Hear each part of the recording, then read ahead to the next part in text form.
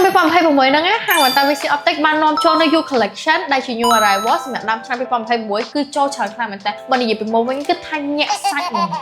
សម្រាប់ដងដែលយើងយកចូល stock ថ្មីលើកនឹងដែរគឺថែមមានគ្រប់ទម្រង់ទាំងអស់មិនថាមុខមូល cat eye ឬក៏ពណ៌កពើអីនិយាយទៅគឺតាមទម្រង់មុខរបស់បងៗទាំងអស់គ្នាបើនិយាយតាក់ទងជាមួយនឹងពណ៌ដែរគឺយើងមានច្រើនពណ៌មែនតើមិនថាពណ៌សពណ៌ខ្មៅធម្មតាហើយសំខាន់ហ្នឹងលើកហ្នឹងមានពណ៌ហាមណាទៀតដែលពណ៌ហ្នឹងគឺជាពណ៌ដែលពេញនិយមខ្លាំងមែនតើសម្រាប់ឆ្នាំ2026ហ្នឹងហើយបើក្រៅពីហ្នឹងដែរក្រៅពីដងធម្មតាដង frame ហ្នឹងក៏យើងចូល stock ថ្មីជាមួយនឹងដង clip ដែរហើយដង clip បងហ្នឹងស្រាប់ហើយគឺយើងអាចពាក់បានពីរទម្រង់គឺពាក់សម្រាប់ធ្វើការធម្មតាឬក៏ពាក់ទៅរៀនធម្មតាក៏បានឬក៏ពេលយើងដើរលេងយើងដាក់ clip ពីលើចេះក៏បានដែរគឺចំណេញខ្លាំងមែនតើហើយកាន់តែពិសេសទៅនឹងទៀតដងនេះគឺជាដង clip ដូចគ្នាប៉ុន្តែមកលើកនេះគឺវាប្លែកត្រង់ថាគឺវាមកពីរជាន់ហ្មងគឺយើងអាចដាក់អានេះក៏បានហើយយើងអាចប្រើពណ៌នេះក៏បានដែរអញ្ចឹងយើងអាចនិយាយបានថាអានេះគឺជាដងមែនតើ 3 in 1 ហ្មងយើងអាចដូរទៅតាមអីដែលយើងចង់បានយើងរកពណ៌រៀងខ្មៅឬក៏យើងយកពណ៌រៀងកាឡេកាឡាខាងក្រោមនេះក៏បានដែរបងអាចមើលឃើញនៅកន្លែងនេះបានហើយឬក៏យើងពាក់ធម្មតាចេះក៏បានដែរសម្រាប់បងណាដែលចង់បានមែនតើសម្រាប់ឆ្នាំថ្មីខែថ្មីអាចតាក់ទងមកកាន់ហាងមែនតើ VC Optic បានឬក៏មកកាន់ហាងផ្ទាល់ក៏បានដែរដែលម៉ូដរបស់យើងមានច្រើនមែនតើទាំងទម្រង់ cat eye ទាំងទម្រង់មានតំណងចាស់សម្រាប់អូនសិស្សសាលាឬក៏សម្រាប់អ្នកលេង style